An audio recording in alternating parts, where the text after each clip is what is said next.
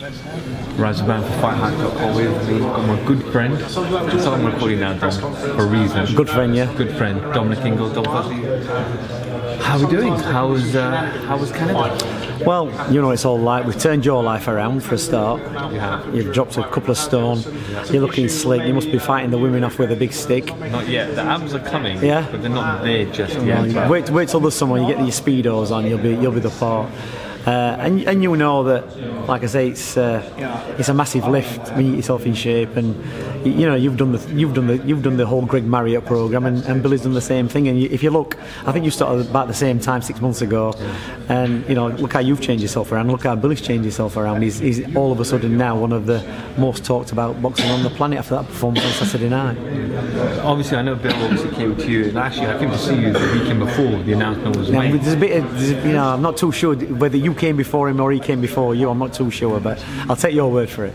But normally when you come across boxers, and obviously being in the English gym, many boxers that come and go to the gym all the time. When Billy came, did you have this inclination that he's going to stick in with you, or is he going to be one of those fighters that comes for a fight and then just...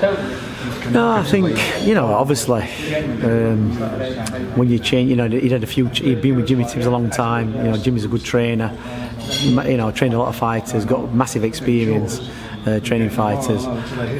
He had a short spell with Adam Booth, but I think he realised at that point that he needed to be away from his environment. You know, the distractions. He's a world champion. He's a young kid. He's a good-looking kid.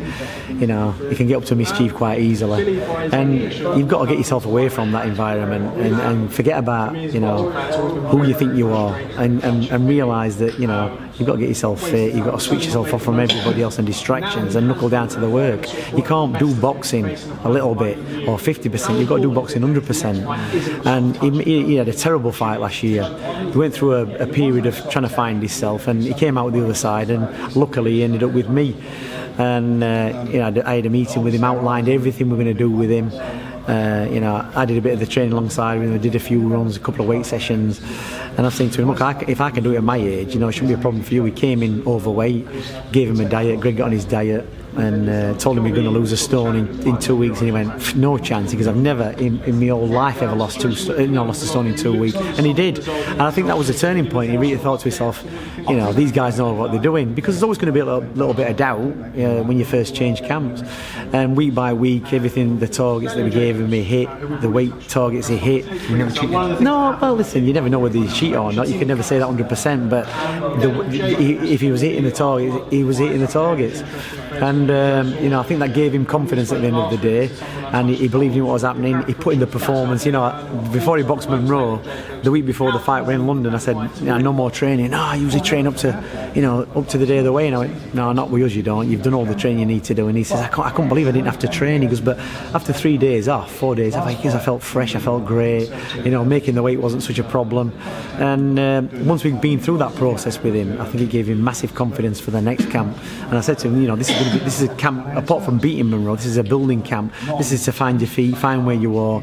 We've only probably done 70% of what we normally do, because you're not capable of doing what we want you to do yet. You're not ready for that. He had a week off. We did the press conference. I said to him, you know, you've got 1 week off, back in. If you can't, you know, be back in after a week, forget boxing before Christmas. And he did. And it's a big mental ask of fighters to, you know, take 1 week off and then straight back into another hard camp, but he did it. And you look at the difference in performances from the Monroe to the Lemieux fight, it was massive. You know, and Billy said it's the easiest fight I've ever had. It's probably the best opponent, well, one of the hardest opponents, but it's the easiest I've done it. And not only did he do that, he went to Canada. He had to go out there for 3 weeks, take himself out of his environment again, his comfort zone, and do it, and put on a fantastic performance on, you know, enemy territory, so to speak. Generally, people say it takes 3 to 4 fights when you're with a new trainer to kind of adapt to his style and his learning and his experiences. How satisfactory was it for you seeing last week a devastating performance from Billy? And I read, obviously, there's a lot of American journalists who said a lot of negative things about Billy before the fight, obviously judging him on his previous performances, but there were, I won't name them, but certain media outlets that were extremely impressed with Billy. But how was it for you personally? Yeah, listen, he took 2 fights. I think, you know, we got it down to a T. Billy's easy to get on with. He easy to work with. Does as he's told. You know, and as long as what you tell him going to happen happens, he's happy with that. So, you know, yeah, you can. I don't read too much online stuff. People have got their opinions. You know, a lot of people got it right, a lot of people got it wrong. It's always the same. Flip a coin, it's either heads or tails. But to be honest, I didn't think he was going to beat Lemieux as easy as he did. But after watching 2 rounds, I just thought, this pattern's not going to change. You know what I mean? And I just sat back and I just thought, this is going to be easy for Billy. As long as he can keep his focus, doesn't go for the kill. You know, there were times when he put it on Lemieux and he probably thought, I could finish him. But, you know, that was never the plan. We always want to get the rounds in. It's no good, you know, doing a 12-week camp and then getting the kid, you know, get him out of there in 3 or 4 rounds. He needed to practice his boxing skills, because that's what's going to win him fights. You know, he has got power, Billy, don't get me wrong, he can punch when he wants to, but that's not why he's got to where he's got. He's got to where he's got because he can box. And once you get fighters who can box, trying to turn themselves into punchers, they start to lose the essence of what they are. And then it's hard to go back to that. You know, if you can punch, it's an easy way to end a fight.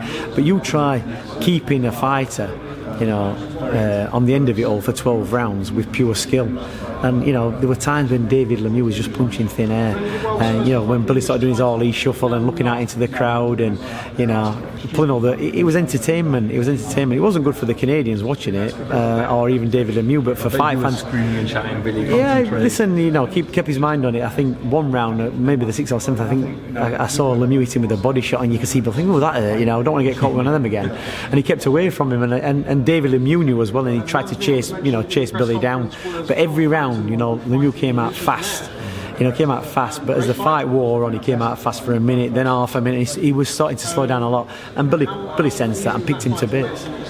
Billy's been talking about the end goal next year is to fight either Canelo or Golovkin. You've been in the ring, well, not personally, but obviously you trained Kell Brook for Golovkin.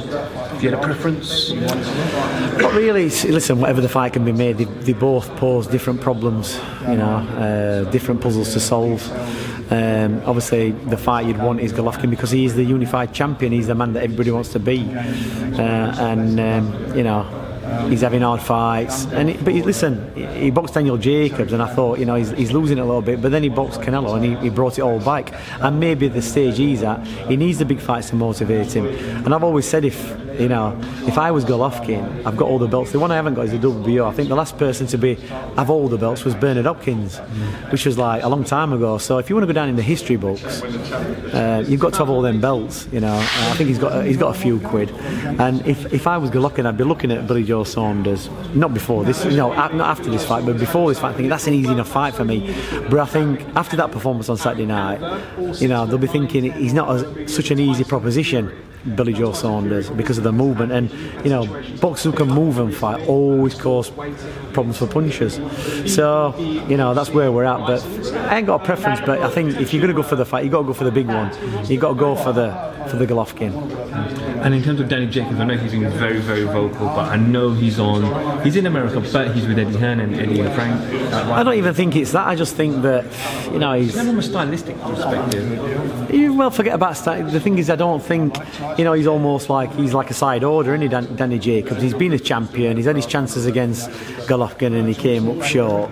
It was a good fight, and he showed flashes of that's how you're going to beat Golovkin, but he didn't manage to pull it off. I don't think he had the belief in himself enough to execute the plan to the full potential. So, you know, I don't think Billy needs to fight. The only reason Billy would need to fight Jacobs is to prove to American TV that he's worthy of the shot of HBO. But HBO were over the moon with the performance on Billy on Saturday night. So I don't think there's ever going to be an excuse for Golovkin to say, oh, HBO don't want it. I think HBO do want it. So we don't need Daniel Jacobs, you know, to give the stamp of approval. Billy beating Daniel Jacobs to get the fight with, you know, Golovkin. He's already beat Willie Monroe Jr. He's already beat, you know, David Lemieux. You know, you don't need to beat any more Golovkin opponents. He just needs to box Golovkin. So forget about Daniel Jacobs for now. It's not a fight I'm particularly bothered about. So, as always, pleasure talking to you. I know you've been talking a lot. I know the voice might go, and I need to go back to the gym as well. Yeah. You're cutting into gym time here. Sorry, me? Yeah, we're both cutting into gym time. We need to get to the gym. In fact, I'm actually my lunchtime. Oh, yeah? Well, we'll find see if this hotel's got a gym. We'll go and do a workout. 100%, Yeah. I'm up for that. Dominic Ingle for FightHype.com. Thank you very much. No problem.